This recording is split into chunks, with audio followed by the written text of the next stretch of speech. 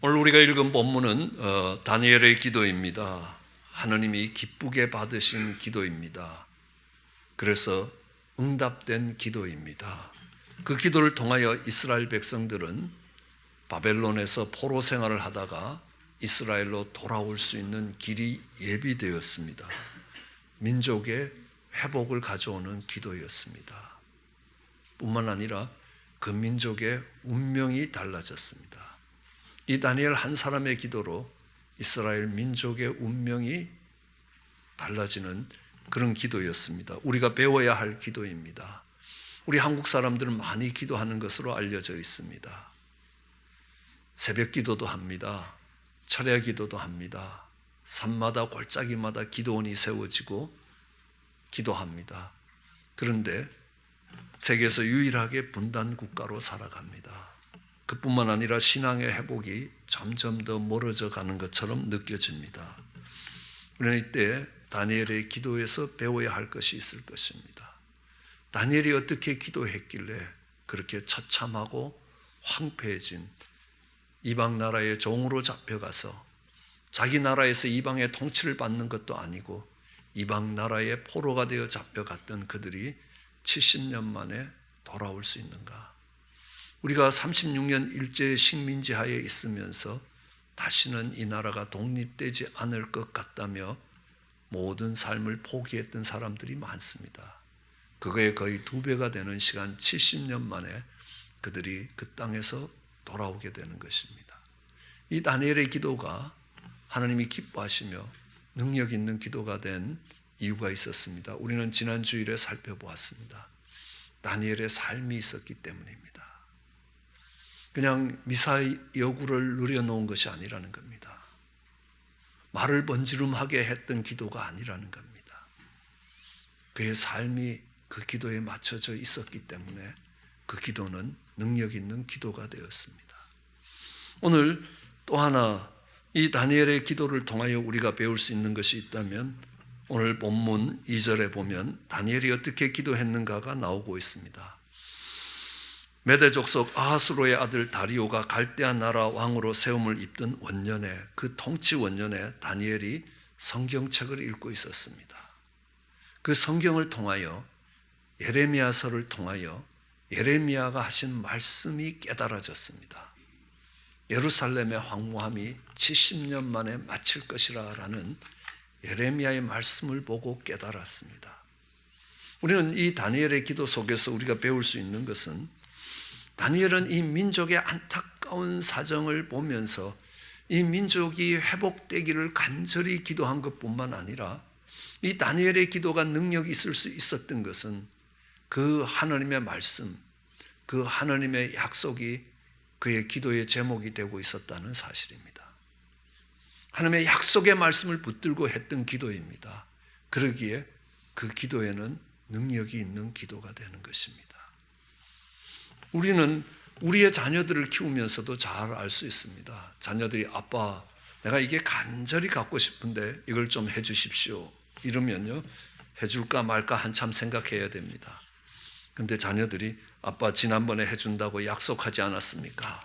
하고 그 아빠가 했던 약속을 의지하여 요구하면 안 들을 수가 없다는 것, 반드시 들어줘야 된다는 것들을 우리는 잘 알고 있습니다. 왜냐하면 약속을 했기 때문입니다. 다니엘도 이 민족이 회복되는 것이 그의 간절한 소원이고 안타까운 현실일지라도 그것을 기도한 것이 아니라 그 하나님의 약속의 말씀을 깨닫고 그 약속의 말씀을 붙들고 기도하기 시작했습니다. 그래서 우리는 이것을 이렇게 표현합니다. 하나님의 말씀이 기도의 제목이 되게 하라는 것입니다. 여러분, 세상 사람들은 자기가 원하는 것이, 자기가 바라는 것이, 자기의 욕망이 이루어지도록 소원을 비는 것입니다. 그러나 그것과 다른 것이, 하나님의 백성이 그것과 다르게 기도할 수 있는 것이 있다면요, 그것은 약속의 말씀이 기도의 제목이 된다는 사실입니다. 다니엘은 예레미야서를 읽어가고 있었습니다. 예레미야서 25장 9절로 13절에 보면 보라, 내가 북쪽의 모든 종족과 내 종 바벨론 왕 느부갓네살을 불러냈다는 것입니다. 그래서 이 이스라엘 땅 그리고 그 땅에 사는 거민들이 다 진멸되게 하시고 놀림과 정말 비웃음거리가 되게 하시고 땅으로 영영이 황무지가 되게 하실 것이라는 것입니다.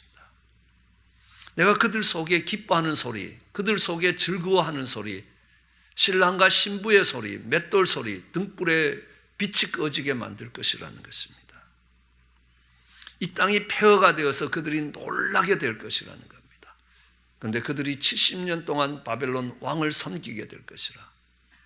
그런데 이 70년이 마치면 내가 그 바벨론을 멸망시키고 그 땅을 영영이 황폐하게 하고, 너희는 70년 동안 가서 그 땅이 황폐됐을지 몰라도 이 바벨론 땅은 다시는 일어나지 못하도록 영원히 황폐하게 되고, 그 땅에 대하여 내가 했던 말씀, 그 땅에 너희가 종살이 하던 너희 백성들이 예루살렘에 돌아오겠다라는 이 말씀을 이룰 것이라. 내가 성경에 기록한 대로 그 땅에 그대로 임하게 할 것이라 라고 이야기합니다. 이스라엘이 바벨론의 침공을 받아서 멸망당하고 그 바벨론 왕이 거기에 살던 예루살렘 거민들을 다 포로로 바벨론으로 옮겨 놓았습니다. 그런데 참 놀랍게도 그냥 바깥에 바벨론이라는 나라가 일어나서 그 나라가 이스라엘을 침공해서 이스라엘이 망했다라는 게 아니라 내 종 바벨론 왕이라는 것입니다. 하나님이 이스라엘을 멸망시키기 위해서 바벨론을 일으키셨고, 그 바벨론 왕으로 이스라엘을 침공하게 하고 이스라엘로 멸망당하게 하셨다는 것입니다. 다니엘도 그렇게 고백했습니다. 정말 나라가 망했습니다. 성전의 기명들이, 성전에서 쓰는 기구들이 신할 땅으로, 바벨론 땅으로 옮겨갔습니다. 그런데 주께서 행하셨다는 겁니다. 하느님께서 그 일을 행하셨다는 겁니다. 그리고 70년 동안 그 땅에서 포로가 될 것이라 라고 이야기하고 70년이 되면 그들이 돌아올 것이라 라고 말씀하십니다. 그런데 왜 하느님께서 이스라엘 백성들로 정말 진멸당하게 하고 포로로 잡혀가서 70년 동안 있게 하셨는가? 우리는 그 이유를 레위기서에서 찾아볼 수 있습니다. 레위기서 26장 33절로 보면 내가 너희를 여러 민족 중에 흩을 것이라는 겁니다. 그래서 칼을 빼서 너희 뒤를 따라오게 할 것이라. 너희 땅을 황무케 할 것이며 너희의 성읍을 황폐하게 할 것이라. 너희가 대적의 땅으로 잡혀가서 대적의 땅에 거하게 될 것이라. 너희가 잡혀가서 사는 70년 동안 이 예루살렘 성과 그 땅들은 황폐해지게 될 것이라. 사람 살지 못하는 땅이 될 것이라는 겁니다. 짐승들의 땅이 될 것입니다. 그런데 그때에 그 땅이 안식을 누릴 것이라는 겁니다. 그때에 그 땅이 안식하게 될 것이라는 겁니다. 왜냐하면 너희가 그 땅에 사는 동안 그 땅이 한 번도 안식하지 않았다는 겁니다. 이스라엘 500년 역사가 오는 동안에 그들이 7년에 한 번씩 지켜야 되는 안식년을 70년 동안 그들이 지키지 않았다는 것입니다. 그러기에 그들이, 이스라엘의 백성들이 바벨론으로 포로가 되어서 그 땅이 황무해지는 동안 70년 동안 그 땅이 안식을 누리게 될 것이라는 겁니다. 좀 더 쉽게 이야기하면 너희가 안식년을 범한 것, 그 70년을 한꺼번에 지키도록 만든 것이 너희들이 70년 동안 포로 생활한 것이라는 겁니다. 그들이 바벨론에 의해서 멸망당한 것도 결코 우연이 아니고 그들이 70년 동안 종살이 하게 되는 그 70년이라는 그 숫자도 결코 우연한 숫자가 아니라라는 것들을 말씀하고 계시는 겁니다. 그들이 어긴 안식년의 숫자만큼 하나님께서 그들로 포로 생활을 하게 만드셨다는 겁니다. 왜냐? 그 기간 동안 그 땅이 안식을 누리게 될 것이라. 그럼 우리는 잘 알고 있습니다. 6일을 일하면 7일이 안식일이 되는 것입니다. 6년을 일하면 7년째는 안식년이 되는 겁니다. 그럼 왜 그들이 안식을 지키지 않습니까? 왜냐하면요, 안식일은 6일을 일했기 때문에 정말 피곤하고 힘드니까 하루를 쉬어라 라는 것이 아니라는 겁니다. 6년을 힘겹게 일했기 때문에 7년을 쉬어라 라는 것이 아니라는 겁니다. 목사가 7년에 한 번씩 안식년을 가는 것이 그동안 많이 수고했기 때문에 뭘 수고했겠습니까? 우리 성도님들이 훨씬 더 수고를 많이 합니다. 삶의 현장에서 얼마나 힘겹게 일하시냐는 겁니다. 안식년을 가면 목사보다는 우리 성도님들이 가야 되는 겁니다. 그런데 하나님이 그 목사로 하여금 안식년을 가게 하는 것은요, 일을 쉬게 하는 것이 아니라 하나님이 책임지신다는 걸 배워야 하는 것입니다. 이집트 땅은 종살이하는 땅입니다. 나일강이 흐르기 때문에 아무 때나 물을 뜨면, 아무리 가뭄이 와도 물을 뜨면 농사 지을 수 있는 땅입니다. 그 땅은 종살이하는 땅이라는 겁니다. 내가 수고하는 것만큼 얻을 수 있는 땅입니다. 그러나 가나안 땅은 해발 500m가 넘는 땅입니다. 물을 끌어올려서 농사를 지을 수 없는 땅입니다. 그런데 그 땅은 안식의 땅이라는 겁니다. 왜요? 하나님이 때를 따라 비를 주면 그 땅은 비옥한 땅입니다. 하나님이 책임지시고 하나님이 인도하시고 하나님이 이끌어 가신다는 걸 배워가야 하는 것입니다. 목사가 안식년을 가는 것은 이 교회에 담임 목사가 없어도 하나님이 책임지신다는 것들을 배워가야 하는 것입니다. 그들이 안식년을 지키지 않는 것, 이렇게 하면 내가 내 삶의 안전을 보장받을 수 없다고, 내가 노력해야만이 내 삶을 지켜낼 수 있고 내가 노력하는 만큼 내 인생이 풍요로워진다라고 생각하기 때문에 그들은 하나님이 안식을 지키라 할 때도 지킬 수 없게 된다는 것입니다. 이거 1년 동안 농사 짓지 않으면 나 밥 굶을지 모른다는 겁니다. 하나님이 책임지신다는 걸 못 배우는 것입니다. 그것을 배우라는 것입니다. 그들이 그렇게 노력하고 가꾸었던 그 땅이 황폐해지기 시작하는 겁니다. 하나님이 지켜주시지 아니하면 지킬 것이 없다는 것들을 이스라엘 백성들이 배워야 되기 때문에 그들이 70년 동안 바벨론에 종살이하게 되는 것입니다. 그러나 우리는 이것이 정말 하나님이 안식을 지키지 않았기 때문에 그들에게 재앙을 내리고 그들을 벌 주시고 그들을 심판하신 것만은 아니라는 것입니다. 예레미야서 25장 9절로 13절은 다시 예레미야서 29장은 다시 이야기합니다. 여호와께서 이같이 말씀하십니다. 너희가 70년이 차면 하나님이 너희를 다시 기억하시고 다시 생각하시고 하나님의 선한 말이 실행할 것이라는 겁니다. 이곳으로 돌아오게 할 것이라. 그러면서 하나님이 말씀하십니다. 너희를 향한 나의 생각은 내가 하나니 재앙이 아니라 곧 평안이라는 것입니다. 우리는 그것이 재앙이라고 생각하는데 하나님은 너희에게 평안을 주기 위한 것이라는 겁니다. 장래에 소망을 주려 하는 생각이라는 겁니다. 내가 이 땅이 전부인 것처럼 살아보십시오. 여러분들이 몸이 힘들고 늙고 병들어 있어 보십시오. 이 땅이 결코 소망이 아닙니다. 여러분 노인병원을 가서 한 번만 돌아보십시오. 여러분의 인생의 마지막이 그렇게 될 겁니다. 그 자리에 누워서 고통스럽게 죽음을 기다려야 되는 시간입니다. 그것이 여러분 인생의 끝이라는 겁니다. 우리 인생의 끝이 그렇게 끝날 거라는 겁니다. 그것이 소망이 되십니까? 그 소망을 걸고 인생을 살아갈 수 있을 거라고 생각하십니까? 아닙니다. 얼마 전 돌아가신 우리 김영자 선교사님도 전도사님도요.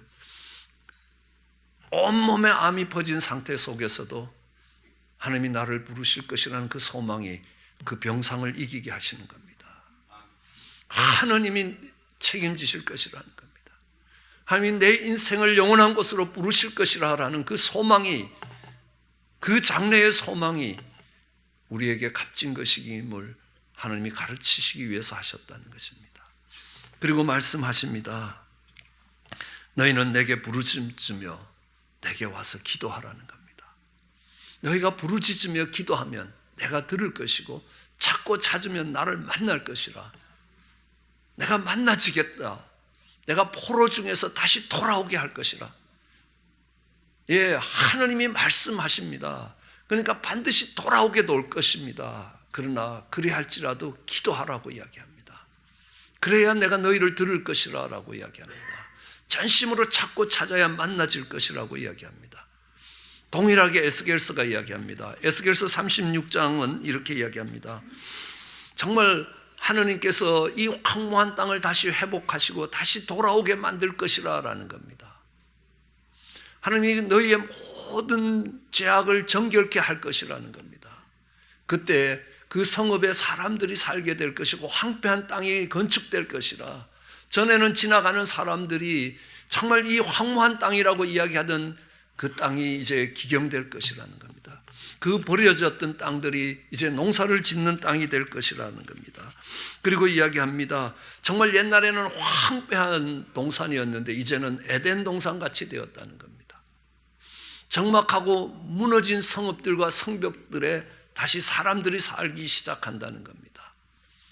그래서 사면에 남은 사람들이 정말 그것을 보면서 하느님이 하셨구나. 하느님이 말씀하셨으니 이루리라. 내가 이렇게 만들 거라고 했기 때문에 반드시 이룰 것이라. 그런데 우리는 37절을 주목해 봐야 됩니다. 나 여호와가 말하였다는 겁니다. 그렇기 때문에 반드시 이룰 것이라. 그리할지라도 그래도 이스라엘 족속이 이와 같이 자기들에게 이루어지기를 내게 구해야 될 것이라는 것입니다. 하느님이 약속하셨고 하느님이 말씀하셨기 때문에 반드시 이루어질 것이라. 그렇지만 그 일이 이루어지도록 너희가 내게 기도하라는 겁니다. 왜 하느님이 말씀하시고 그냥 하느님이 약속하신 대로 진행하시면 안 되냐는 겁니다. 만일 하느님이 그렇게 진행하시면 우리는 로봇 같은 기계가 되어버리는 겁니다. 우리의 의지와 우리의 소원과 상관없이 하느님이 하느님의 각본대로 그것들을 다 만들면 우리는 기계로 전락하는 겁니다. 하느님 이것을 이루어 주시길 원합니다. 우리는 믿음의 자녀들이 어떻게 살 것이라는 것을 하느님이 약속하십니다. 의인의 후손이 걸식하는 법이 없다라고 약속하십니다. 그러나 그 말씀이 이루어지도록 너는 내게 기도해야 된다는 겁니다. 그럼 다니엘의 기도가 힘 있는 기도가 됐던 것이 그의 간절한 마음을 가지고 하나님께 나와 부르짖었던 것만이 아니라는 것입니다. 하나님의 약속의 말씀을 붙들고 기도했기 때문입니다. 이 바벨론으로 포로가 되어 와 생활했던 이 생활이 70년 만에 마칠 것이라는 겁니다. 그리고 하나님이 이 일을 통하여 너희에게 장래의 소망을 줄 것이라는 겁니다. 이 땅에 소망을 걸고 살지 않는 하느님 백성으로 만들어 주시겠다는 겁니다. 내가 너희에게 재앙을 내리는 것이 아니라 너희에게 평강을 주기 위한 것이라는 것입니다. 그들은 나라가 망하고 포로가 되었을 때의 재앙이라고 생각할 수 있을 것입니다. 나 아니라는 겁니다. 그럼 한번 생각해 보십시오. 요셉이 애굽에 갔을 때 7년 흉년이 왔습니다. 1년, 2년, 3년만 흉년이 들어도요, 3년만 불경기가 계속돼도 사는 게 얼마나 힘든지 모릅니다. 그런데 7년 동안 흉년이 왔습니다. 하나님이 어찌 그 백성들에게 7년 동안 흉년을 주시느냐는 겁니다. 요셉을 종으로 팔았던 형들의 죄악도 그 땅에 있습니다. 그러나 하나님은요, 그 7년 흉년을 통하여 그 모든 땅들이 왕의 땅이 되고 그 땅에서 농사를 짓던 사람들이 그전에는 호족, 귀족들의 세력에게 80%의 세금을 내던 그들이 이제는 20%의 세금을 왕에게 내게 되는 겁니다. 그러니까 그들이 요셉 같은 통치자가 이 이스라엘 땅을 계속 다스려 주기를 원했던 겁니다. 왜요? 80%의 세금을 낼 때 그들은 땅에 매여서 종살이하는 땅이었습니다. 그 땅을 떠날 수도 없습니다. 종일토록 일해도 가족들 입에 풀칠하기 힘들다는 겁니다. 그러나 그 땅을 왕이 다스리기 시작하니까, 그 땅을 요셉이 다스리기 시작하고 하나님의 통치가 그 땅에 오기 시작하니까 그 땅은 축복의 근원이 되고 풍요로운 삶의 근원이 되는 걸로 바뀌었습니다. 하나님은 그 7년 흉년이 그들에게 재앙만은 아니었다는 겁니다. 그걸 통해서 땅에 매여 종살이 하던 사람들을 풀어주는 사건이 되는 것입니다. 예수 그리스도의 십자가가 고난과 재앙만은 아니라는 겁니다. 그 속에 부활의 영광과 부활의 소망을 걸어낼 수 있는 십자가라는 겁니다. 오늘 70년이 바벨론의 70년 종살이가 그렇다는 것입니다. 다니엘은 그 하나님의 뜻을 깨닫고 하나님의 영광을 위하여 이 백성들로 돌아갈 길을 예비해 달라고 기도하는 것입니다. 그 기도가 힘 있는 기도가 되었습니다. 우리는 이 기도의 사람 하면요, 조지 뮬러를 기억합니다. 여러분들이 액자에 보면 머리가 허연 할아버지가 조그만 빵 하나를 놓고 이렇게 무릎을 꿇는 조지 뮬러의 고아의 아버지라고 이야기합니다. 그는 2,000명의 고아를 돌보았습니다. 그의 생애 동안 돌봤던 고아들이 몇만 명이 넘습니다. 그는 기도의 아버지라고 이야기합니다. 그의 생애가 책으로 기록됐습니다. 그 책 제목이 5만 번 기도 응답을 받았다는 겁니다. 그의 생애 속에 그가 하나님께 5만 번 기도 응답을 받았습니다. 그의 생애는 하나님이 베푸신 놀라운 기적의 연속이었습니다.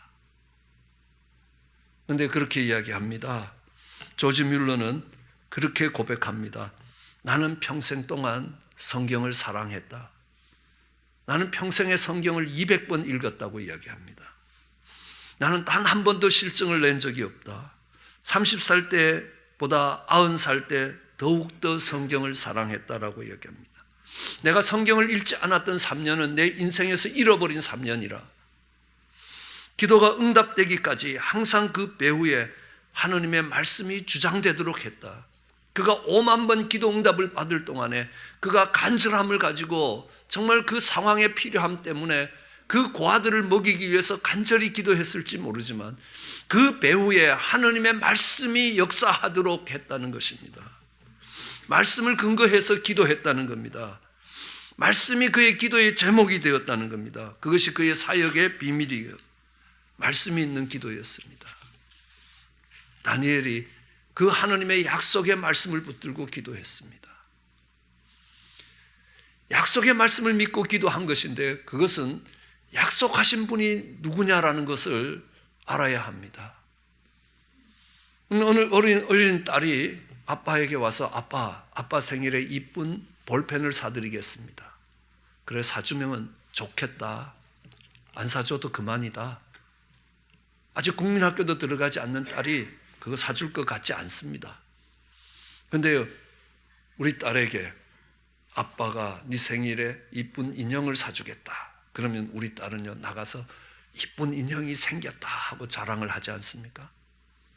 두 개 다 똑같은 약속입니다. 앞으로 생일에 무엇인가를 사주겠다는 약속입니다. 그런데 제가 우리 딸에게 한 약속은 믿음의 약속이 됐습니다. 그런데 우리 딸이 한 약속은 희망사항일 뿐입니다. 무엇이 다른 겁니까? 저는 우리 딸에게는 그 약속을 지킬 능력이 없습니다. 돈이 그만큼 있는지도 모르겠고요. 그걸 사러 갈 수 있는 능력도 없습니다. 제 약속이 그에게 믿음이 되고 그 약속을 붙들고 갈 수 있는 이유가 뭐겠습니까? 아빠에겐 그 능력이 있습니다. 인형 한 개가 아니라 몇 개도 사줄 수 있는 능력이 있습니다. 그뿐만이 아닙니다. 아빠가 약속해놓고 맨날 어기면 절대로 믿음이 안 생깁니다.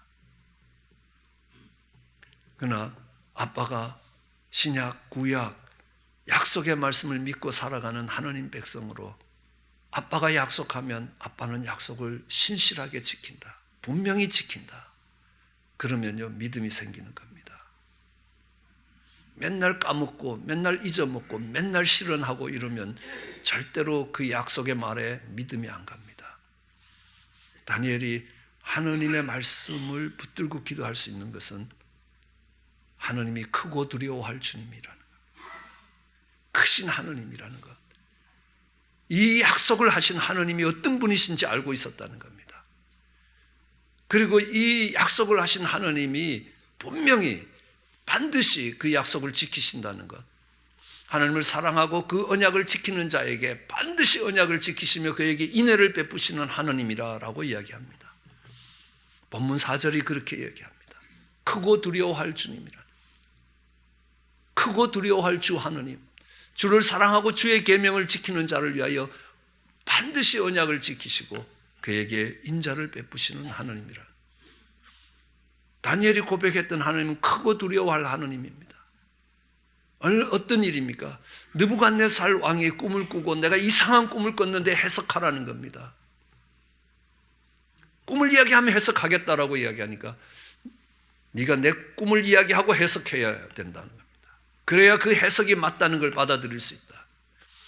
이 세상 사람들 중에 어떤 사람이 꿈을 이야기하고 그 꿈을 해석할 사람은 아무도 없습니다 라는데 하나님이 하신 겁니다. 하나님이 다니엘에게 그 꿈을 보여주시고 그 꿈을 해석하시는 겁니다. 이 세상에 어떤 사람도, 어떤 탁월한 능력을 갖고 있는 사람도 할 수 없는 일을 하나님이 하시는 겁니다. 크고 두려워할 하나님, 지구의 3분의 1을 일하는 땅을 장악하고 있는 바벨론 왕도 그 앞에 두려워 떨어야 되는 하나님이라는 겁니다. 그 왕에게 머리를 숙이지 않는 다니엘의 세 친구들을 풀무불에 집어넣었습니다. 풀무불로 이끌고 가던 병사는 타 죽었는데 그들은 풀무불 속에서 타지 않습니다. 그들을 지키시는 하나님이 어떤 하나님이신지를 아는 겁니다. 사자굴에 들어갈 때도 그 사자의 입을 봉하시는 하나님이라는 겁니다. 크고 두려워할 하나님이라. 그럼 누구를 두려워하십니까? 무엇을 두려워합니까? 사람을 두려워하실 겁니까? 세상을 두려워할 겁니까? 아닙니다. 마태복음은 우리에게 이야기합니다. 몸과 영혼을 능히 지옥에 멸할 하나님을 두려워하라는 것입니다. 너희의 몸은 죽여도 영혼을 죽이지 못하는 자들을 두려워하지 말고 몸과 영혼을 함께 지옥에 멸할 하나님을 두려워하라는 겁니다. 그럼 다니엘이